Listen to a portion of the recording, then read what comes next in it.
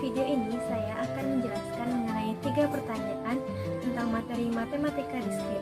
Nah, untuk lebih lanjutnya, kita langsung ke pembahasannya aja ya. Tidak. Soal pertama, jelaskan proses induksi matematika berlaku seperti efek domino, seperti yang dijelaskan pada gambar berikut. Pertama kita harus mengetahui dulu apa itu induksi matematika.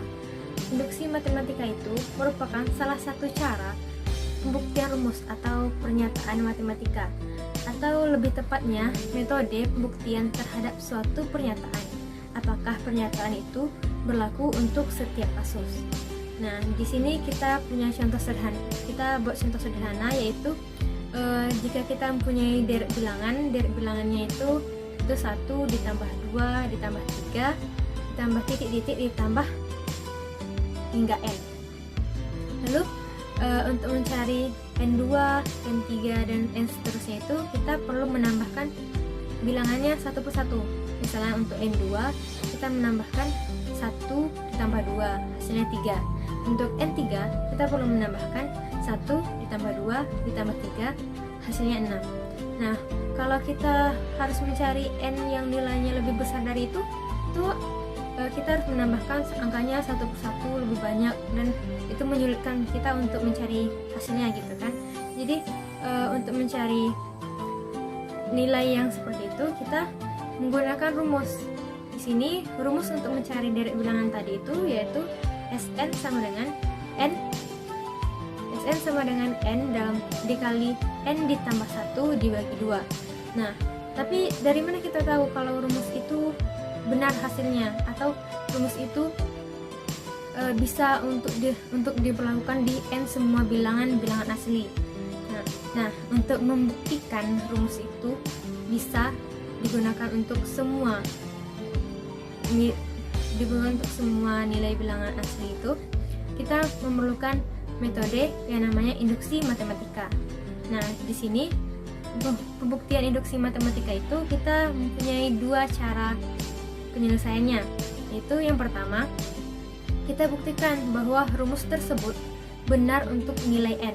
Di contoh ini kita contohkan nilai dasar n-nya itu n sama dengan 1. Yang kedua, buktikan bahwa jika rumus tersebut benar untuk n sama dengan k, sehingga rumus itu juga benar untuk n sama dengan k ditambah 1. Nah, sampai sini kita tahu kan langkah tersebut untuk membuktikan Sn. Jadi jawab kenapa langkah dengan 2 langkah tersebut aja kita bisa membuktikan rumusnya itu benar gitu kan. Nah, inilah kenapa untuk buktikannya ini kita mengilustrasikannya seperti efek domino. Apa hubungannya antara efek domino dengan induksi matematika? Nah, sebelum itu kita cobakan dulu yang 2 langkah sebelumnya tadi ya. Di sini kita coba dari langkah pertama. Langkah pertama itu buktikan bahwa Sn benar untuk n sama dengan 1. Nah, langkah ini gampang banget. Tinggal kita masukin aja n sama dengan 1-nya ke persamaan. Terus kita hitung deretnya. Jadi kita punya kesimpulan bahwa S1 itu benar, atau dimana Sn itu benar untuk n sama dengan 1. Terus kita tinggal lanjut ke langkah kedua.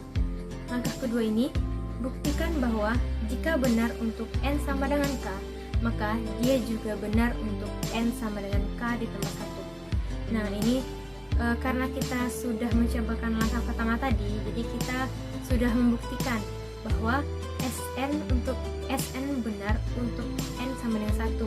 Jadi dia akan benar juga untuk n sama dengan 2.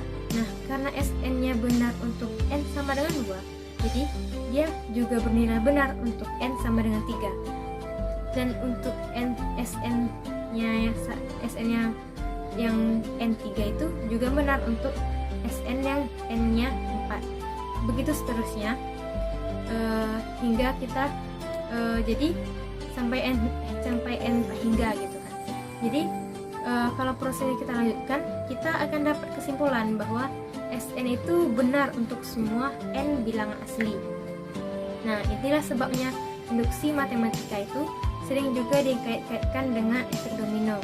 Seperti efek domino, meskipun kita cuma menjatuhkan domino yang pertama, akibatnya adalah seluruh domino tersebut akan jatuh secara bergantian, seperti gambar yang ada di sini.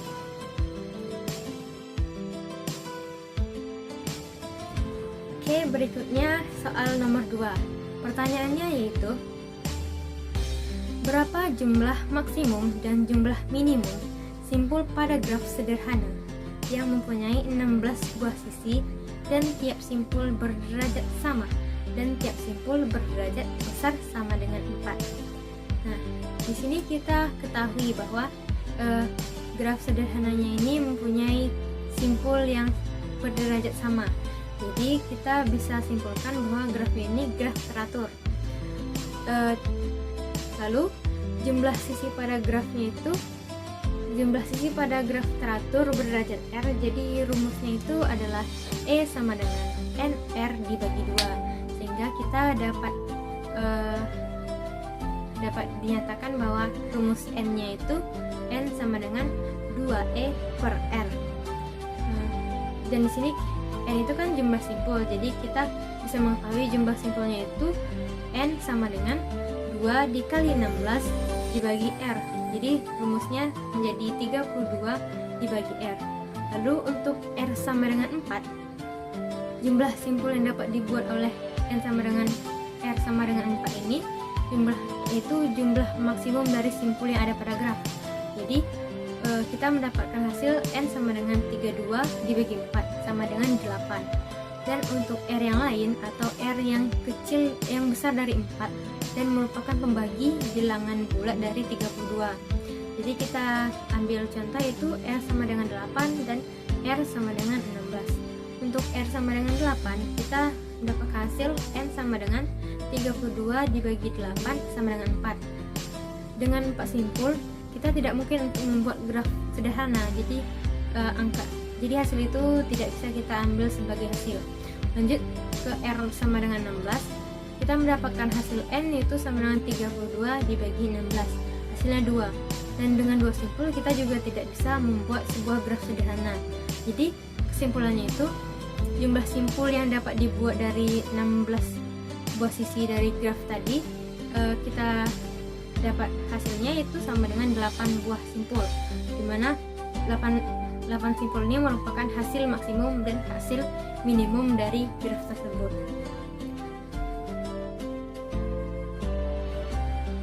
Oke, selanjutnya itu soal ketiga dan soal terakhir dari pembahasan materi kita hari ini. Soalnya yaitu, jelaskan pemahamanmu mengenai rekursi dan apa fungsi utama rekursif. Nah, di sini rekursif itu berarti suatu proses yang memanggil dirinya sendiri. Dan dalam rekursif sebenarnya terkandung pengertian prosedur dan fungsi. Jadi perbedaannya itu bahwa rekursif bisa memanggil ke diri sendiri, tetapi prosedur dan fungsi harus dipanggil lewat pemanggilan prosedur dan atau pemanggilan fungsinya. Jadi rekursif merupakan teknik pemrograman yang penting, dan beberapa bahasa pemrograman modern mendukung keberadaan proses rekursif ini. Lalu pemanggilan prosedur atau fungsi ke dirinya sendiri ini bisa berarti proses yang berulang, yang tidak bisa diketahui kapan akan berakhir. Nah, dalam pemakaian sehari-hari, rekursif itu merupakan teknik pemrograman yang berdaya guna untuk digunakan pada pekerjaan pemrograman dengan mengekspresikannya ke dalam suku-suku dari program lain dengan menambahkan langkah-langkah jenis. Lalu contoh paling sederhana dari proses rekursif ini adalah menghitung nilai faktorial dari bilangan bulat. Lalu fungsi utama rekursif itu yaitu selalu memanggil diri sendiri sambil mengurangi atau memecahkan data masukan setiap panggilannya. Nah, hal ini penting untuk diingat karena tujuan utama dari rekursif itu ialah memecahkan masalah dengan mengurangi masalah tersebut menjadi masalah-masalah kecil. Oke, sekian pembahasan dari beberapa materi dari matematika diskrit yang sudah dibahas tadi. Semoga yang menonton video ini bisa sedikit